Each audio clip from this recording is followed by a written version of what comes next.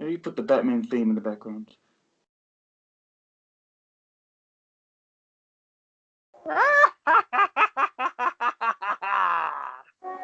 Prepare for vengeance. Arm up for the night. And get ready for the most bat-tastic month ever. I assure you, my friends, that this is going to be one bat straight out of hell. All throughout March, we will be reviewing anything in all content Batman related.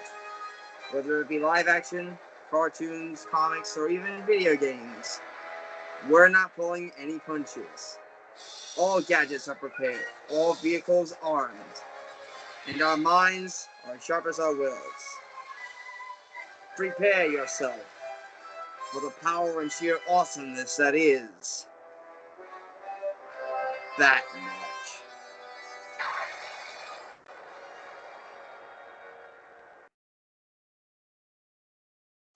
Salutations, my fiendish film fanatics. I'm the Silver Screen Slasher, and welcome back to Bat March. Joining me on this festive occasion are my dear friends, the and a clown. Say hello. Hello, I am Joker, here for this Batman Returns review. I said a clown, not the Joker. Oh, copyright. And I am the film reject, and I reject films that aren't worth mentioning. And today as well, hold on a second. Before. Not so fast. First off, 1981 called. They want their repetitive punchline back. Well, I have a fourth guest today, and hello, it's George, aka Spike Greene, from the Film Geek Collective, wearing a Joker mask just because I felt like it. You know, I'm just going to put that back on because I think this looks cooler. You don't have to see my face. I mean, you can see my face if you want to pause at this point in the video, but you know. Honestly, I think you look better. Dude, you look much more handsome without the mask. Today, viewers, we'll be taking a look at the sequel to Batman '89. Batman Returns. 1992. Now, here's the thing. When the original Batman came out, it was obviously going to be a money-making success. So when Warner Bros. Decided to make a sequel, they obviously decided to bring Tim Burton back to direct it. However, this time he had no one holding him back. This is a movie where Tim Burton had full control of it. And honestly, it kind of shows. It has a very Tim Burton-esque feel. Yep. No, definitely. Much more than some of his later works, like Planet of the Apes, Alice in Wonderland, or hell, even Edward Scissorhands. Yep. And even Beetlejuice is quite Tim Burton-like as well. Yeah. So, especially Beetlejuice, just a brief thing about that. Beetlejuice, rah! Yeah, 3 times, get it. Anyway, so yeah, with Army of Darkness, it was like a major film that used, the stop motion effects. I guess Beetlejuice was just coming out of that era where special stop motion effects were used in like Terminator, RoboCop, that sort of thing. And funny, given how Army of Darkness and Batman Returns both came out in the same year, whereas Beetlejuice was 4 years previously. Yeah. Anyway, of course, Batman Returns stars a great cast. Of course, once again, we have the Cape Crusader himself, Batman, played by the great Michael Keaton. Our 3 main characters are basically his role, obviously. We basically have the Bat, the Cat, and the Bird. Speaking of, the cat and the actress who plays the cat lady herself is, of course, the great, and back then, well, actually, the hot-looking Michelle Pfeiffer. Ah, yes. Michelle Pfeiffer as Catwoman. It's honestly one of my favorite roles of hers, and before I continue on, George, you have anything to say about her? Well, I think Michelle Pfeiffer is a very talented actor, and she was also in Scarface and, that sort of thing. And I was just going to say, before we go on, I think that it's fair to say there's a spoiler warning, and also this review may contain some strong language. So if you don't care for naughty jokes or swear words, there might be a few in here. That's all. Yeah. So, long story short, you've been giving your bat spoilers. So let's take a look at Batman Returns and also see why it got such a dark controversy. To start off. Anyway, Silver, do you want to start off with the plot? My pleasure. the movie actually opens up 30 years ago, 33 years ago at Cobblepot Manor, or on the outskirts of Gotham City, where a baby is apparently being born, but even the mother and father are disturbed by it. In fact, this baby is so dark and disturbing that it's kept inside a box, and unfortunately, it drags a homeless cat into it off screen. We never find out what happens to it. We don't know if this baby either kills it or eats it. But either way, he's probably a big fan of pussy. But then later on, of course, that night, the Cobblepots, Mr. and Mrs. Cobblepot, take their little baby boy out for a midnight, I guess you could say, stroll in the park. To be more accurate, they throw him off a bridge. And then, well, of course, after that we get a bit of a credit scene, and we get the opening title, Batman Returns, and that's how the first few minutes begin. Yeah, and as the credits roll, we see the baby, his stroller, just bobbing its way through the Gotham sewers until it somehow ends up under the abandoned Gotham Zoo, where it's adopted by penguins. Now, one thing I like about this movie is that, many people criticize it for this, but I actually think that it's a very brave move to not have Batman or Bruce Wayne for a lot of screen time. You're really focusing on the villains or more ambiguous figures. Catwoman, Max Schreck, the Penguin. And that does bring three villains. Yeah. Speaking of which, we now cut back to Gotham 33 years later, where it's apparently Christmas Eve. And everyone is celebrating the lighting of the Christmas tree. And it's there we're introduced to what I consider to be the secondary villain of the movie, Max Schreck, played by the great Christopher Walken. One of the funniest actors to ever exist. Anyone got an impression of him? I'm not sure I can do one. I don't know about that, man. I mean, I try my best with my Walken impression, but I can't outdo Christopher Walken himself. He does even better at imitating his own voice than I do. That is amazing. I like it. I like it. Thank you. Anyway, I'm truly honored. But then later on, as the lighting of the tree, as he's about to make a speech, he forgot it. But then after that, some unexpected and uninvited visitors arrive, and it's pretty much, I guess, and then all hell breaks loose in town with a whole bunch of penguins, goons scattering all over the place, burning shops, all sorts of stuff. Correction. These are not the goons. They're actually the rich, which I kind of feel more fit with the Joker. But to be fair, he did drop to his death in the last movie. So what do you want? Yeah, because I mean, after all, for example, there's even a guy who, I guess, holds Selena Kyle hostage, and well, obviously he has face paint like a clown. Yeah, although I will admit his makeup does remind me a bit of John Wayne Gacy. Mm-hmm. Anyway, I was going to say, I was mentioning the three villain thing before. I really do like that in the way that many films with three villains don't balance them all that well, but this one does. And in a way, you've got, you have Bruce Wayne. We know about Bruce Wayne and Batman, so why not branch out? But also, I really do like how Danny DeVito he went really method in being the Penguin between takes, but I'm sure he didn't terrorize the crew. I'm sure he didn't bite someone's nose off. But I really do appreciate when actors have that level of dedication. I mean, you don't have to go method to have that level of dedication, but sometimes it's okay to go method, as long as you're not like Jared Leto from playing Joker in Suicide Squad. Yeesh. Yeah, speaking of, though, I feel like we should get to the characters now, and besides, in the characters part of it, I've honestly even got a bit more of the plot to share anyway. Let's start off with the main man himself, the Dark Knight detective Batman, once again played by Michael Keaton. In case you don't mind, I might start off this part there. Go ahead. The way that I have to describe Batman for this film, the one thing that I like about him that Tim Burton does with him in this movie is, if you think about it, unlike the last movie, I guess they put more backstory or build his character even further in the film by. What I'm trying to say is, for the first time ever in his life, after all these years, he starts to find, well, love again. He starts to, I guess, connect with someone that he really cares for. Yeah, And and for that's the where I first have to. time ever, he finds love. Mm. Yeah, but Ever that's. since though the death of his parents. Hmm. I've One got of to my stop fa- you there. I've. okay. There's one thing I still have a problem with, though. Oh, Hmm. Batman's entire mission. I mean, think about it. He he got revenge against the guy who murdered his parents. So what the hell is he supposed to do from there? He continues I being don't Batman, but there's no real purpose. Um, I don't know. I guess it's just a thing he just has a. I don't know. Maybe it's a habit of his now. He I just feels guess. like he needs to.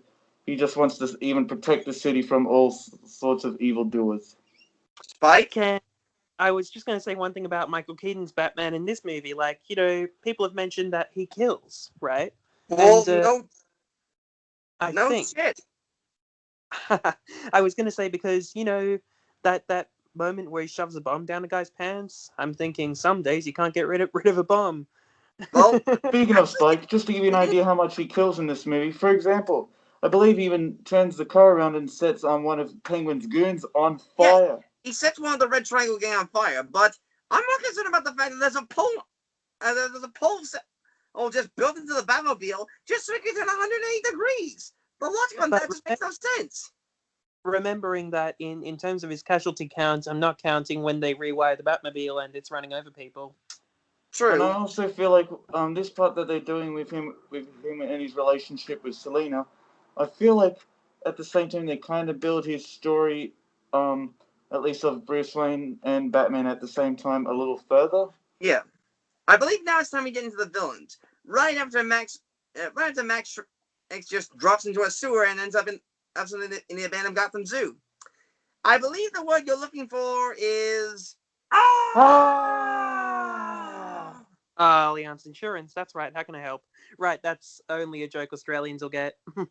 But And oh it's well. here we are introduced to our main primary villain, Oswald Cobblepot, aka the Penguin. Played by the great Danny DeVito.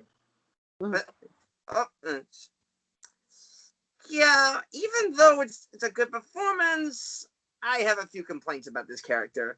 Many of Mhm. the movie's faults lie in the Penguin character itself.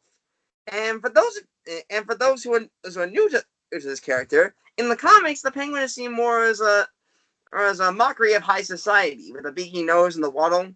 Oh, I mean, and previously you had Burgess Meredith playing the Penguin, and he did that perfectly.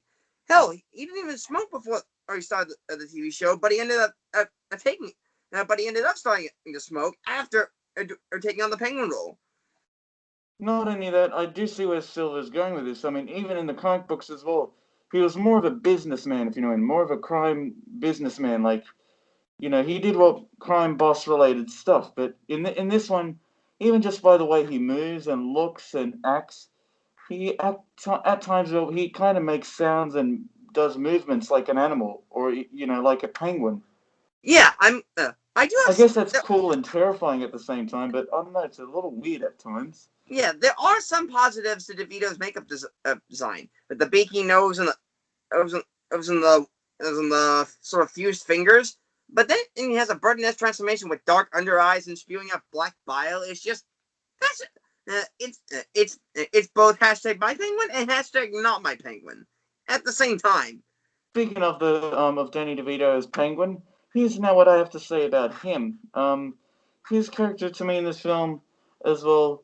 Um, in this film, what I like about him is, and the way Tim Burton develops him, is that he's a person who's lived in the sewers for pretty much too long, nearly his whole life, and his goal was to literally reconnect with the world, um, and go back out there into the human world as he once was in before, and like he just Except that wants to find out who he is and who he was, and and he wants to try and find his place out in the world.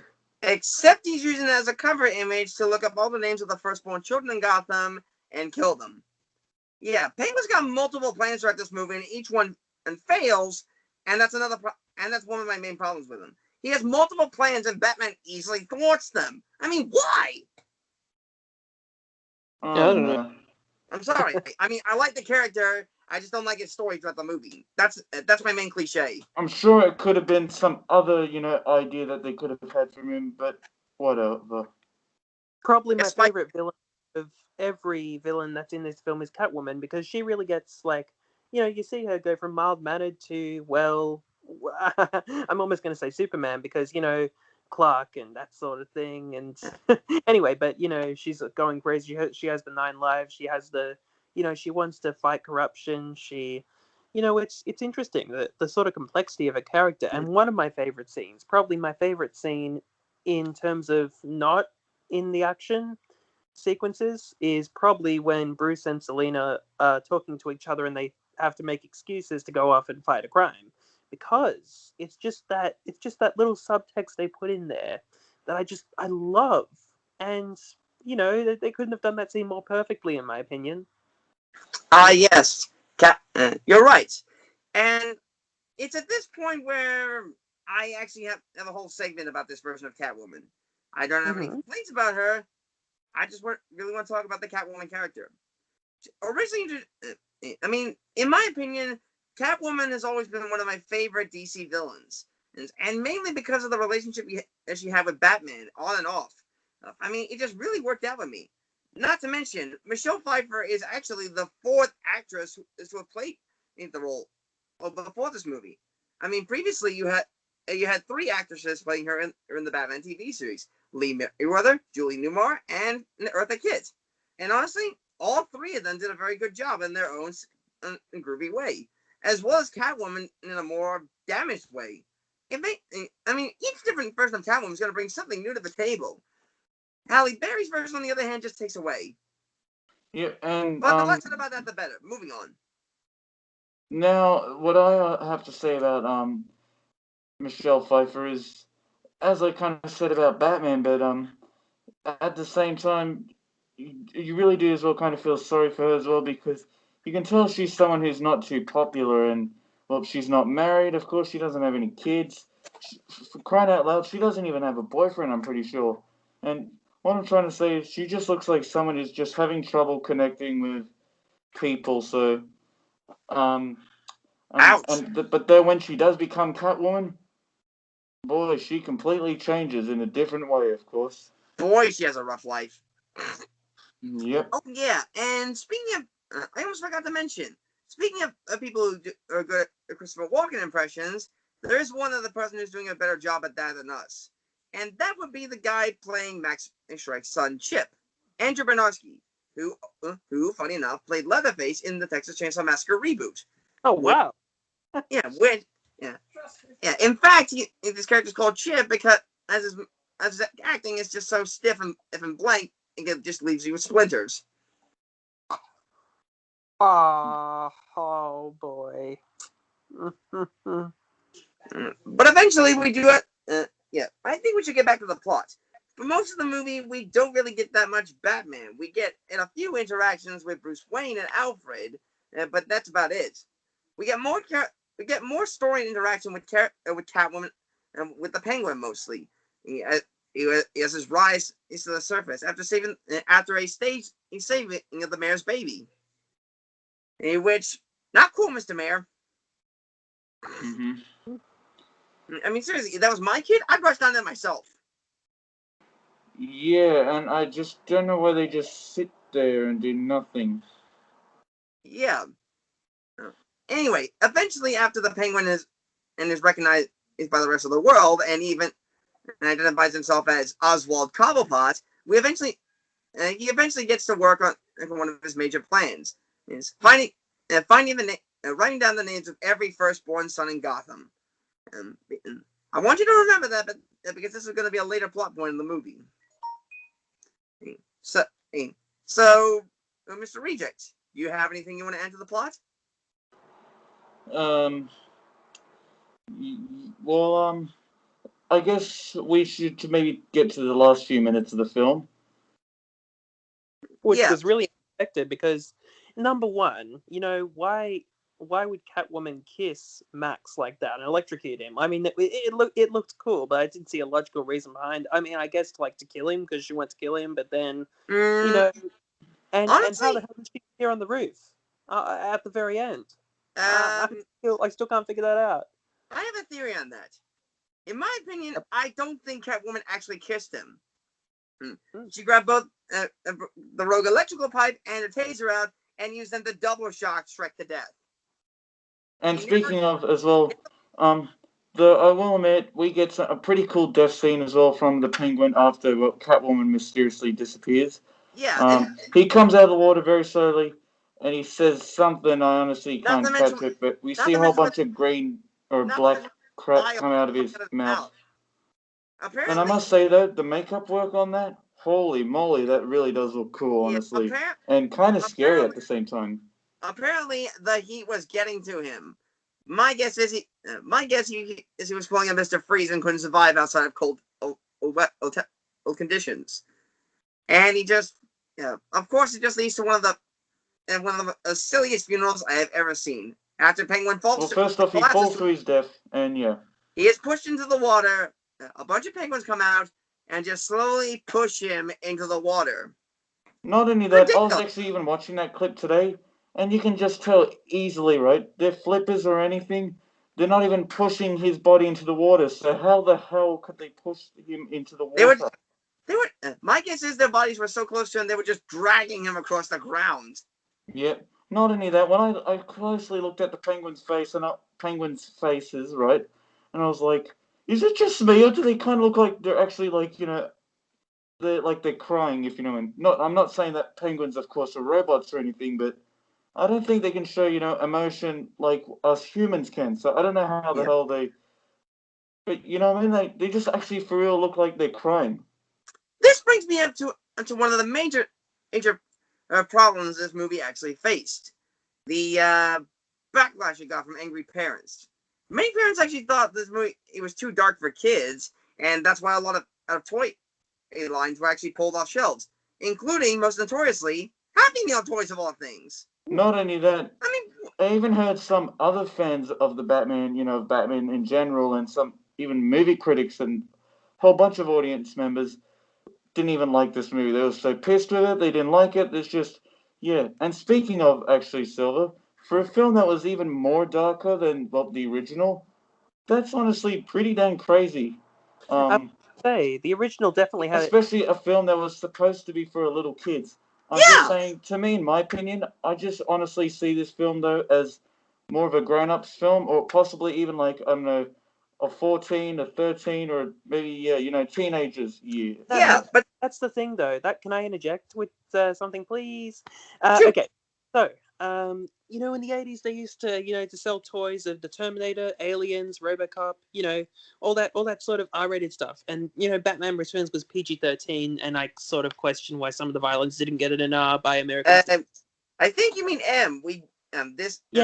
Australia uses Australian. Australia uses M. Yes, I do know. I'm just saying the other thing for the Americans as well, who may be watching. However, I do think that the film was just way too dark, not only with the violent stuff, but I think this film has more of a sexualized component to it. There's more sexual themes in this one. Yeah. Yeah. Hell, we didn't even mention in that one line the Penguin said when it was first introduced to Catwoman. Just the pussy I've been looking for. I mean, seriously. If this was just from that line alone, you know how dark this movie's gonna be. If this was intended for kids, which I don't think it was intended for kids, it's like they were using the same toy line principle. They wanted to sell it to kids because, hey, Batman's cool, and Warner Brothers obviously wanted, hey, mass appeal, let's give it to kids, even though we probably know the film's not suitable. And, Tim Burton just wanted to make one that was for a more grown-up audience. Not quite up there in the R rating or whatever, but, he wanted to make a film that wasn't okay for kids, and they still tried to sell toys, and that's sort of... Do you think it's irresponsible? No, of course not. But I did forget to mention one other thing. Among all the Batman toys that were sold by I think it was Kenner, get this. Among them was a Robin action figure of all things. Oh, wow. I'm not kidding. They included Robin before he was introduced in the next movie. Wait, what? Seriously, look up Batman Returns Robin figure. In fact, I will right on this recording. I'm surprised I'm surprised someone didn't even get sued for that. Give me a second. Okay, Batman Returns Robin figure. I know this is gonna end up on YouTube that I'm searching their parent company Google. Let's see. Oh wow, it actually is. That's amazing. Told you so. Hmm. I mean, seriously, what the hell were you thinking, Kenner? Anyway, guys, that was our review of Batman Returns. At least for my rating, I give this film. Originally, it was a 10 out of 10, but after hearing a few of the like bugs or whatever that it has with this film, if you know what I mean, I might give this film a 6. Originally, yeah, I kind of have to go in a similar way of the reject. My original rating for this movie was a 9.5. However, after contemplating all the facts from everyone at the table, I've got to drop my rating down to a 7. I mean, it's a dark. It's not a bad movie. It just it's too much backlash. Oh, Like one thing that I might say as well, real quickly, is yes, Batman, of course, as we all know, in the comic books and everything, most of his storylines are dark. At times, they can also be kind of violent and disturbing. And and I see what Tim Burton was going for because he is a dark character. He is at times his storylines can be mean spirited, but at times I think mostly with this film, it's honestly kind of the bugs that if you know what I mean, that just bother me. But that's other than that, true. I still think the guy has talent. Spike So Green. I would like to give it a 4 stars out of 5, which is 8 out of 10. And why is that? Because I think it's better than the 89 one, personally. I was loving some bits of it. Like, I loved how they, I loved the whole atmosphere like in the first one. I loved how they made it, grittier, darker. As you probably know from previous, I've probably mentioned this before, but I don't care for when animals get hurt. And there are a couple times in this movie, they actually weren't too bad with it. But, still, I could have done without the penguin killing that cat. But Yeah, still, I'm not going to let that influence my judgment. So ultimately, 4 out of 5 for being a better sequel and fleshing out the villains more than I would expect. exactly. Next, next time on Bat March, we'll be going for a more lighthearted tone as Joel Schumacher takes center stage for Batman Forever. Until then, We'll see you later, kiddies. see you soon, my fiendish friends. Bye bye. Bye bye.